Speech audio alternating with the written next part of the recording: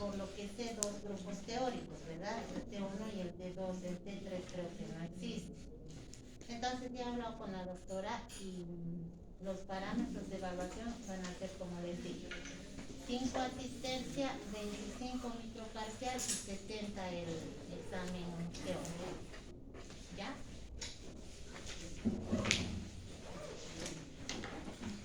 Alan José Carlos Maribel Fernando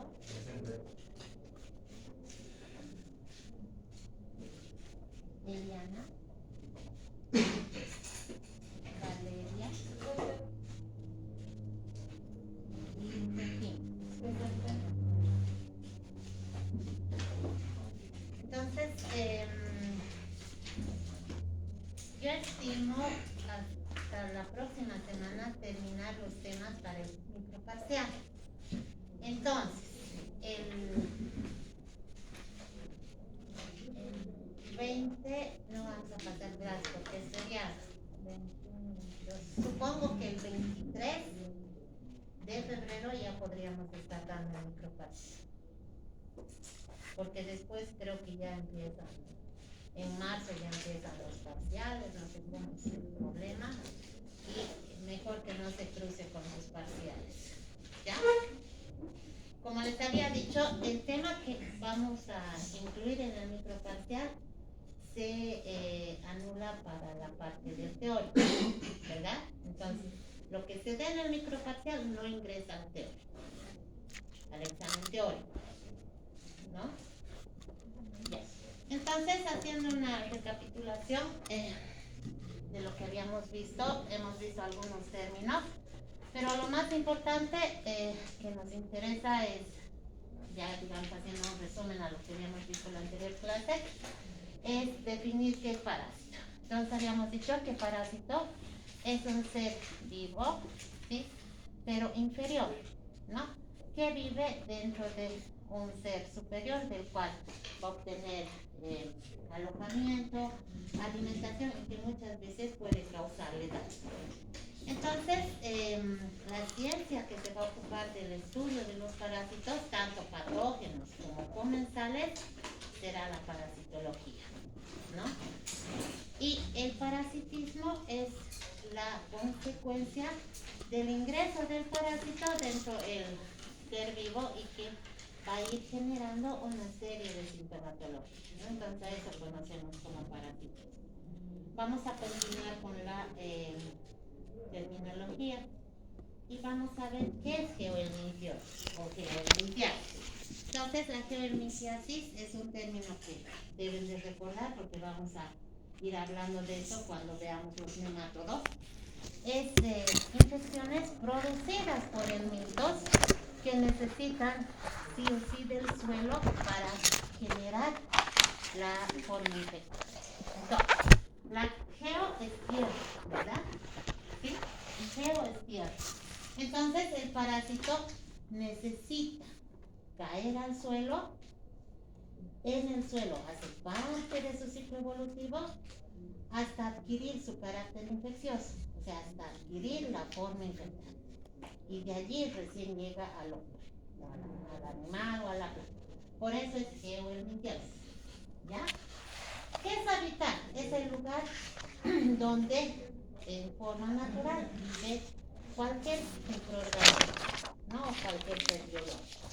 Vamos a ver que el parásito tiene un sinfín de hábitat dentro del humano, ¿no? Lo más común es que esté en tubo digestivo.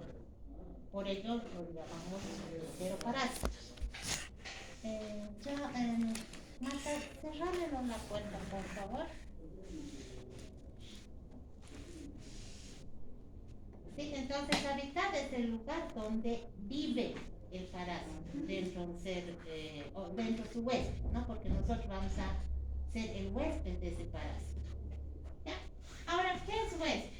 Es el ser vivo, ya sea humano o animal, que alberga al parásito. Van a ver que en alguna literatura, si es que van a ir viendo los libros que les he mencionado, en algunos al huésped lo llaman hospedador, hospedero o comezonero, es lo mismo, son sinónimos. ¿Ya? Dentro de los huéspedes tenemos diferentes tipos de huéspedes. Vamos a ver que hay un huésped definitivo, que es aquel donde el parásito alcanza su madurez sexual. ¿Qué quiere decir esto? Que todo el ciclo evolutivo de nuestro parásito lo hace dentro de este huésped. No necesita salir afuera para hacer su ciclo evolutivo. Por eso se llama huésped definitivo. ¿Ya? ¿Qué es el huésped intermediario? Es aquel donde el parásito realiza una partecita de este ciclo evolutivo. O sea, este es su ciclo evolutivo, una parte lo hará en el humano y otra parte lo hará en este hospedero intermediario, que puede ser un vector, ¿no? O sea, un insecto. Y en nuestro insecto, nuestro parásito hace una parte de su ciclo evolutivo y la otra parte la termina en el humano. ¿Está entendido esto, jóvenes? Bien. Entonces, cuando hace su ciclo en el huésped intermediario, generalmente no alcanza la madurez sexual, por eso necesita al otro huésped. ¿Sí? ¿Están entendiendo, no, jóvenes? ¿Y qué es el huésped paraténico o transportador? Es aquel huésped que solo se ocupa de transportar al parásito. Por ejemplo, una mosca. Una mosca podemos considerar un huésped paraténico. ¿Por qué? Porque la mosca, han debido ver ustedes, se posa en las heces fecales. ¿No ves? Tiene esa costumbre. Va a las heces fecales y se posa. Y en esas patitas de la mosca lleva la materia fecal. Entonces, esa mosca es un transportador del parásito. Pero en esa mosca no se realiza nada. O sea, el parásito no sufre ningún cambio. Solo es su medio de transporte para llegar, digamos, a un huésped definitivo. ¿Me están entendiendo eso? ¿Sí? No solo la mosca. Por ejemplo, las cucarachas. Igual, acostumbran a estar en las heces fecales o en la basura. Y allí en su cuerpo van arrastrando un montón de microorganismos, no solo parásitos, ¿no ves? Bacterias, virus, etc. Y la cucaracha luego va a nuestros alimentos y contamina con todo lo que ha arrastrado. Pero ese microorganismo en la cucaracha no está sufriendo ningún cambio. Solo le ha servido como medio de transporte. ¿Está entendido, jóvenes? Espero, porque vamos a ir viendo en los diferentes, en las diferentes parasitosis estos términos. Bueno, esto es un resumen de lo que hemos dicho. ¿Ya? Entonces, el huésped definitivo es aquel donde el parásito hace todo su ciclo evolutivo. Intermediario, donde realiza solo una parte de su ciclo evolutivo. Y paraténico o errático transportador es donde sirve como medio de transporte, sin que el parásito sufra ningún cambio. Ahora, vamos a definir qué es infección. La infección es la entrada y desarrollo y obviamente multiplicación de un agente infeccioso, llámese parásito, bacteria, virus, etc. ¿No? Entonces, ¿dónde se va a producir esta infección? En el huésped que está albergando a este microorganismo. ¿Sí? Otro término que parecería que es lo mismo es infestación. Infestación no es lo mismo que infección, por favor. De repente yo algunas veces me equivoco, me van a hacer notar. ¿Ya? La infestación es el alojamiento, desarrollo y reproducción, pero de artrópodos. ¿Dónde? En la superficie externa. Por decir, una pulga se aloja, de repente hay pulgas que viven en la ropa, ¿no ves? O en nuestra piel. Entonces se está alojando ahí. O un piojo que habita en el cabello, ¿no ves? Entonces, eso es infestación. Cuando un parásito, que es del grupo de los artrópodos, se anida en la superficie del cuerpo, no solo del humano, ¿no? También de los animales, perritos, gatos, ¿no? Entonces puede estar en el cuerpo, puede estar en los pelos, en la ropa, en los objetos y en ambientes. ¿Sí? Eso es infestación. La incidencia. La incidencia es el número de casos nuevos de una patología, pero que se la considera en un periodo determinado de tiempo. ¿Sí? Entonces, para considerar una incidencia hay que ver el tiempo, el número de casos y la población en la cual se está dando. ¿Ya? En base a esa incidencia generalmente van sacando tasas, ¿no? De porcentajes. Ahora, ¿qué es intradermorreacción? Es una reacción de hipersensibilidad frente a la presencia de gérmenes atenuados, ¿no? En esta intradermorreacción, por ejemplo, no es, digamos, un ejemplo apropiado para esto, pero podríamos considerar como la reacción que se hace para ver si el paciente es alérgico o no a la penicilina. ¿Sí? Entonces, más o menos es así la intradermorreacción. Pero en este caso, lo que se inyecta al paciente son gérmenes atenuados. Ya vamos a ver, hay intradermorreacciones para una serie de parásitos. ¿Y qué es lo que se inyecta para saber si este paciente está contaminado? A los microorganismos pero atenuados. Y si el paciente genera una reacción en el lugar donde se ha inyectado, es que este paciente está con el parásito del suyo. ¿Ya?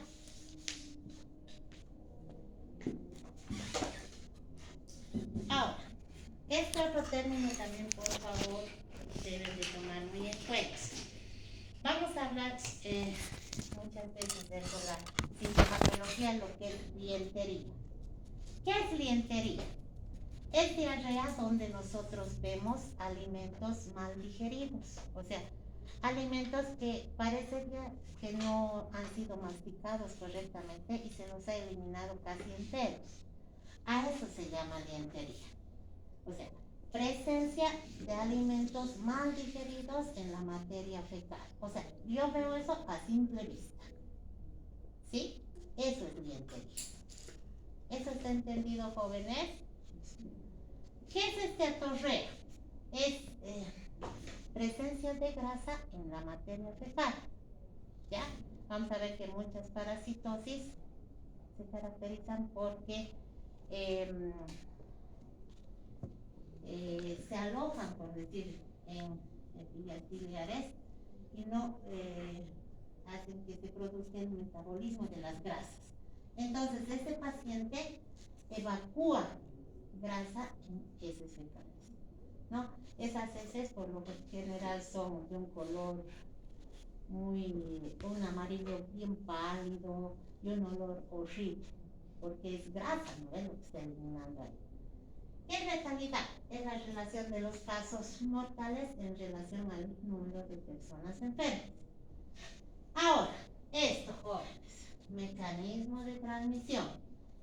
El mecanismo de transmisión es las formas como nuestro parásito va a llegar al huésped. No, o sea, como un parásito llega al hombre. Hay un sinfín de mecanismos de transmisión. Uno de ellos, les voy a citar, es el fecalismo. ¿Qué es el fecalismo? Es la contaminación de alimentos y agua con materia fecal. Entonces, de esa manera el parásito llega al hombre. ¿Por qué? Porque yo como ese alimento contaminado con heces fecales que contiene a la forma infectante del parásito. ¿Sí? Entonces, el mecanismo de transmisión es la forma como mi parásito, por decirles, llega al hombre. ¿Ya?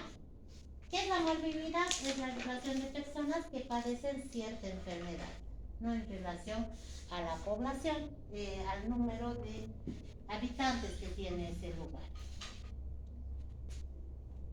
Ya. Ahora vamos a ver que dentro de los parásitos hay varios tipos de parásitos. ya habíamos definido, ¿no ves? Parásito es un ser inferior que habita dentro de un ser superior. Pero podemos ver que hay diferentes tipos de parásitos. Por ejemplo, parásito accidental. ¿Qué es el parásito accidental? Es aquel que está en un huésped no habitual. ¿Ya? Por decir, a ver, de repente podemos ver a una ameba en el perro. El perro no es un huésped habitual de las amebas, pero de repente ese perrito se ha contaminado al comer algún alimento que ya está contaminado con amebas, ¿no? Entonces no es el huésped habitual. ¿Qué es el parásito facultativo? Es propio de algunos protozoarios y hongos, pero ese parásito facultativo habita en materia orgánica en descomposición, basura, por ejemplo, ¿sí? Y que puede ingresar al hombre cuando este hombre va, digamos, a inspeccionar esta basura, pero si este hombre presenta ciertas heridas, ya sea en las manos o de repente en los pies, a través de esas heridas, ese parásito facultativo puede ingresar al hombre, ¿sí? Entonces, no es tampoco un habitante normal de este huésped. ¿Por qué? Porque es habitante de materia orgánica en descomposición, pero puede ingresar al hombre a través de estas heridas que presenta. Parásito obligado es aquel que necesariamente necesita de un huésped para realizar su ciclo evolutivo y ejercer su acción patógena, ¿sí? Entonces, parásito obligado, por ejemplo, podemos considerar a entamuelva histolítica. ¿Por qué? Porque entamuelva histolítica necesita sí o sí al hombre para realizar todo su ciclo evolutivo. Y obviamente hacer que este hombre sufra esta parasitosis, ¿sí? ¿Está entendido, jóvenes? Doctora, disculpe, ¿cómo dijo que se llamaba el parásito obligado? ¿Perdón? ¿Cómo se llamaba el parásito obligado? Entamuelva histolítica. Vamos a avanzar cuando entremos a las amebas.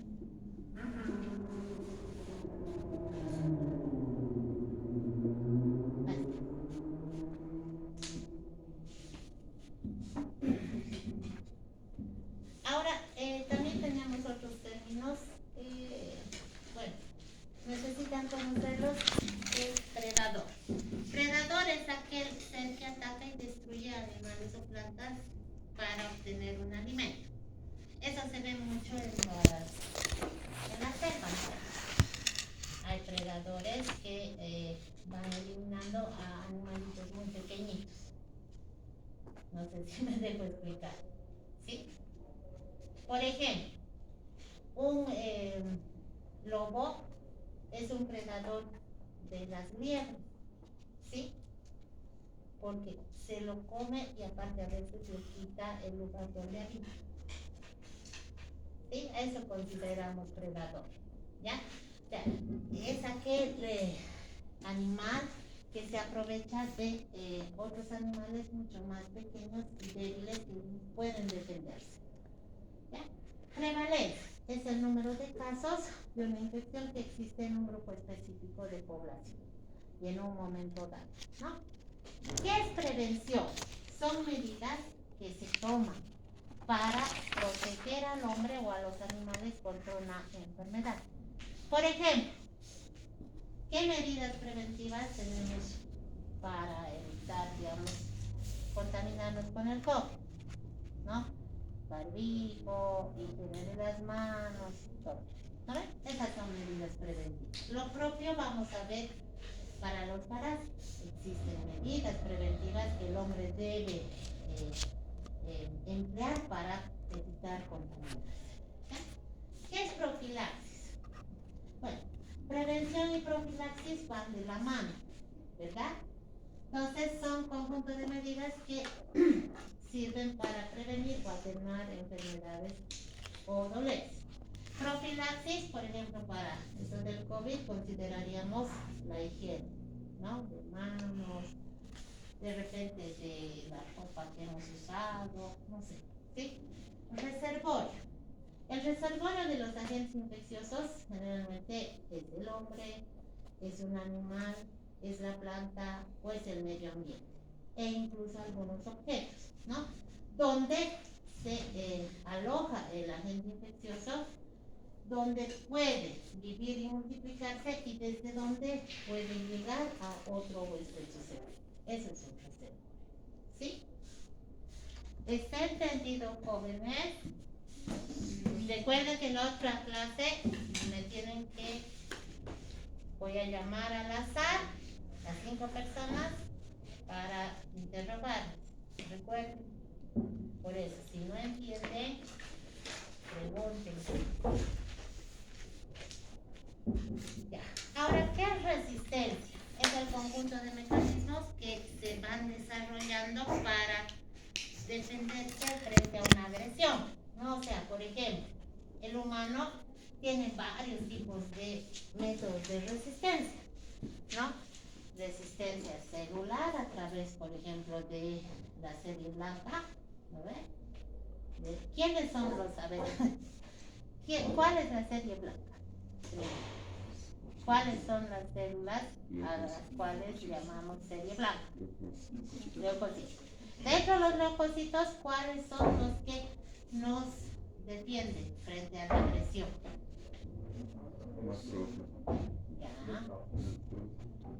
Ya. Casi todas las series blancas, ¿no ven? Neutrófilos, eosinófilos, linfocitos, más que todos los linfocitos, ¿sí? Entonces, estos son mecanismos que se van desarrollando con el fin de evitar y frenar, digamos, en algo la presencia de estos agentes patógenos, ¿no? Ahora, ¿qué es saneamiento ambiental? Medidas básicas para evitar contaminaciones del medio ambiente. Serología es es un método de diagnóstico, ¿sí?, que se realiza para ver la reacción antígeno-anticuerpo, ¿no? Ustedes como médicos van a pedir a sus pacientes un montón de pruebas serológicas, ¿sí?, para ver si este paciente, por ejemplo, tiene un VIH, ¿sí?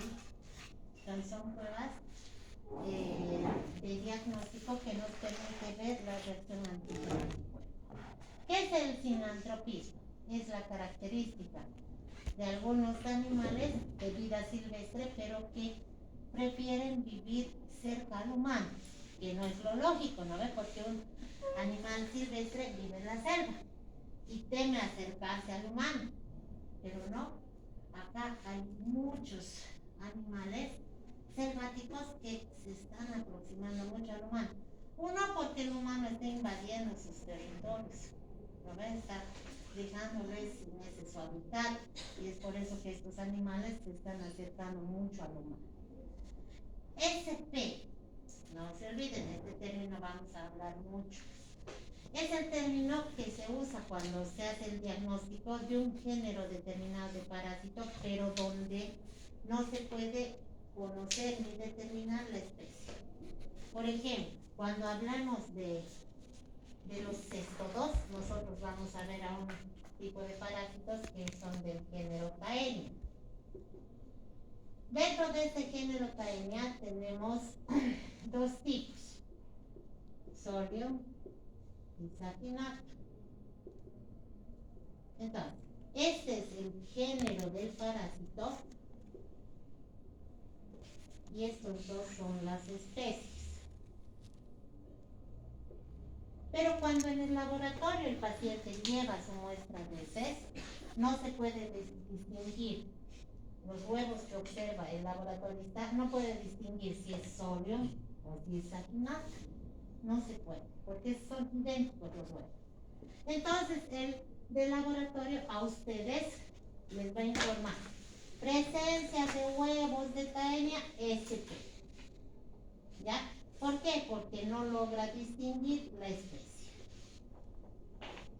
Entonces no sabemos si será solium, no sabemos si será saginata, pero ustedes ya saben que tienen que hacer tratamiento. ¿Sí?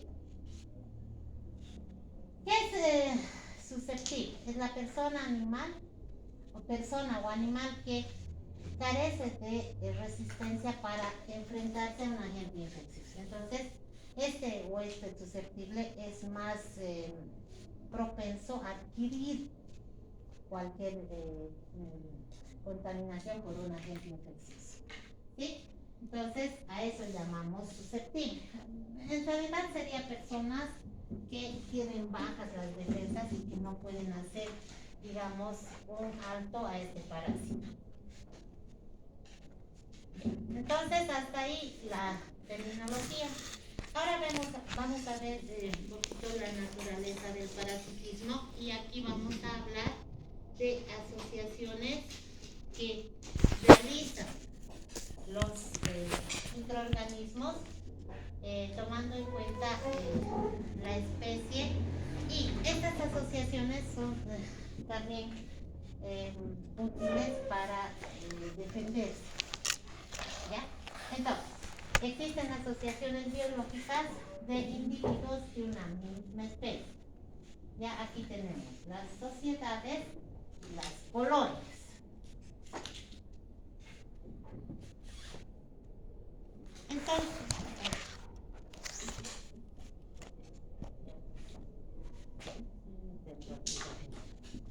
Entonces, ¿qué son las sociedades?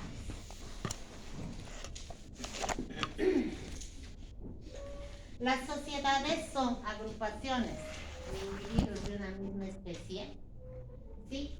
Pero que cada uno de ellos conserva su individualidad. Ya, o sea, por decir, una manada de lobos, ya son animales de la misma especie.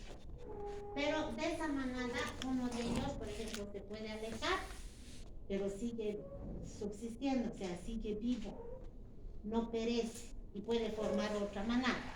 Entonces, las sociedades son asociaciones de individuos de una misma especie, pero que conservan su individualidad. ¿Sí? ¿Está entendido eso, jóvenes? En cambio, colonias son asociaciones de individuos de una misma especie, pero que no conservan su individualidad. ¿Qué quiere decir eso? Que cuando se alejan de su colonia, mueren. Por ejemplo, las abejas, ¿no? Las abejas forman colonias, pero si una abejita se aleja de su colonia, muere.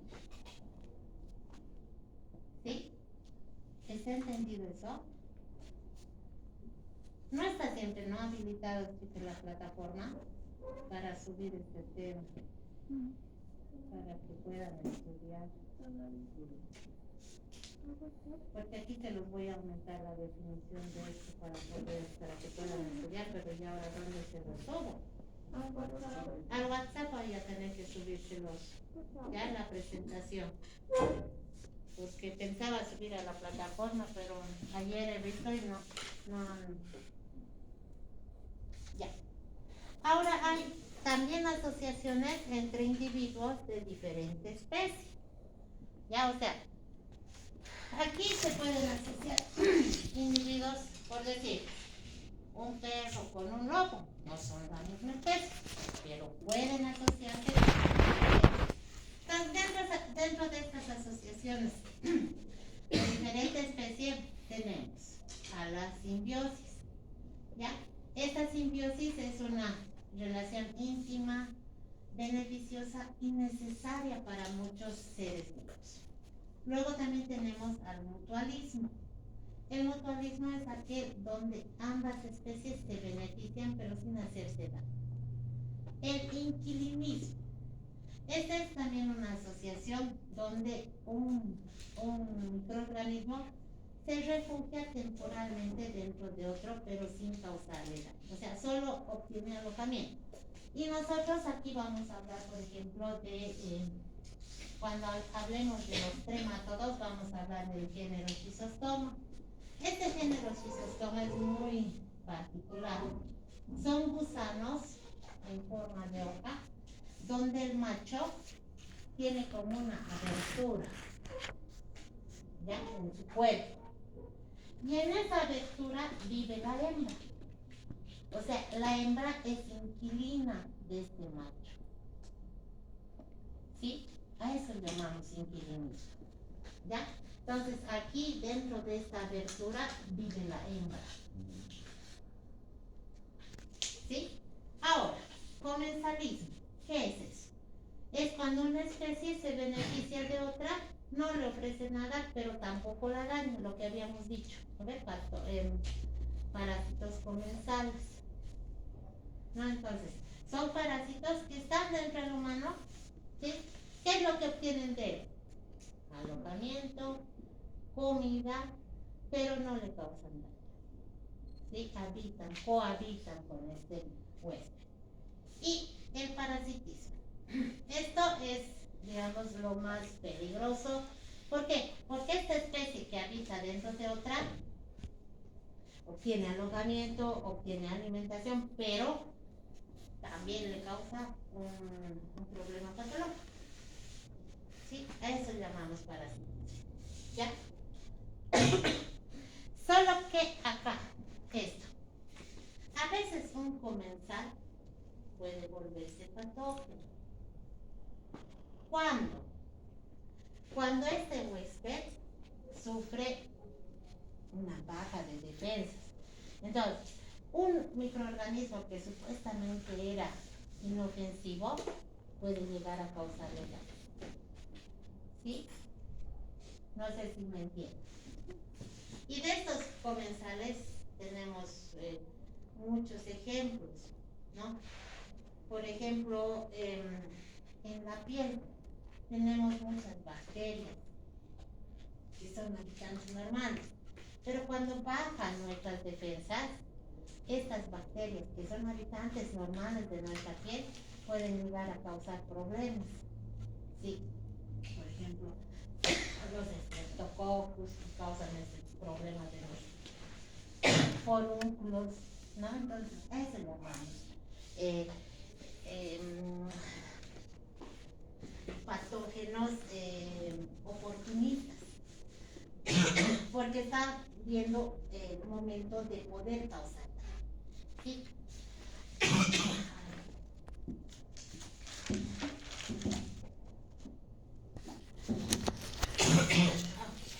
Bueno, ahí están los ejemplos de lo que habíamos hablado. Mutualismo cuando, por ejemplo, ambos conviven pero no se hacen daño. Y el comensalismo, lo que les había dicho, ¿no? Son organismos que están dentro de otro pero no sufren daño, ¿no? ¡Ay! No, gracias.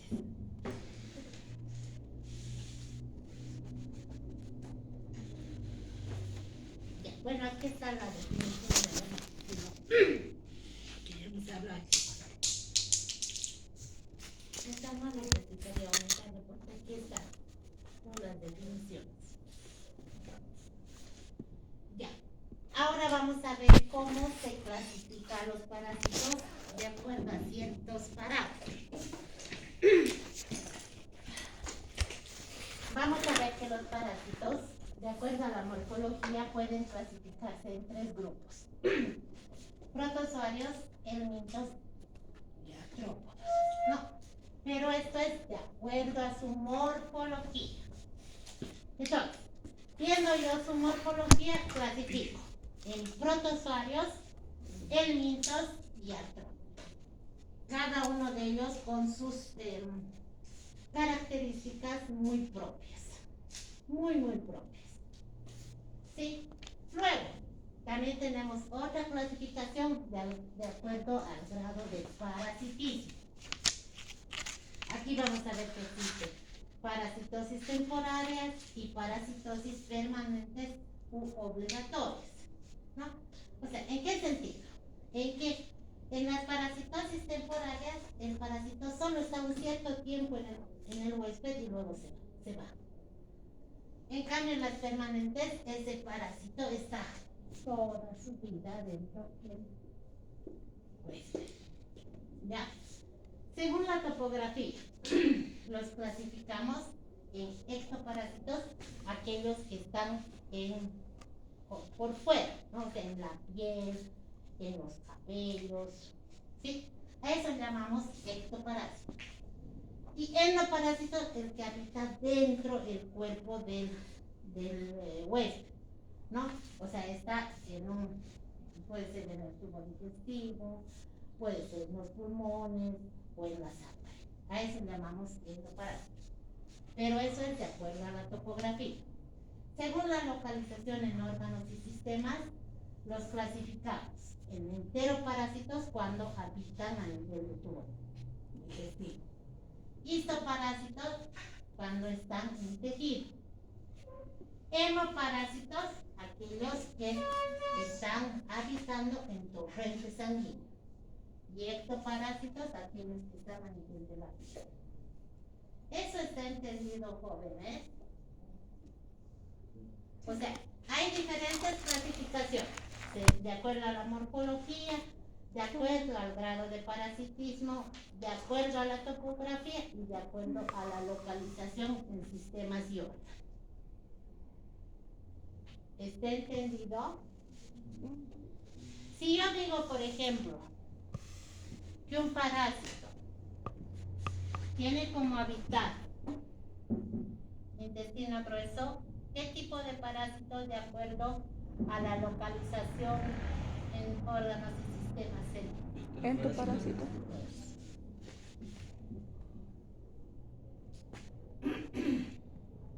Si yo digo que un parásito habita a nivel de cuero cabelludo, ¿qué tipo de parásito es? Ectoparásito. Eso. Muy bien. Y por último, con esto terminamos el tema. A los parásitos se ha hecho una nomenclatura para nominarlos, ¿no? O sea, los taxonomistas han hecho una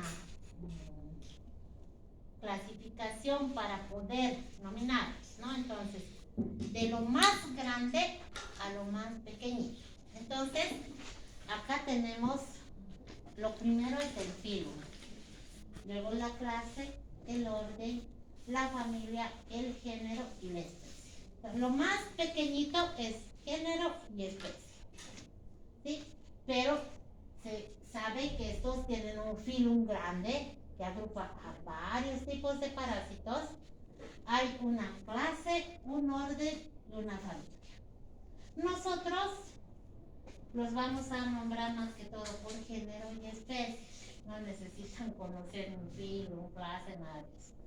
¿Ya? Entonces, para nombrarlos tomamos el nombre científico. Y para ello, primero empezamos por el género.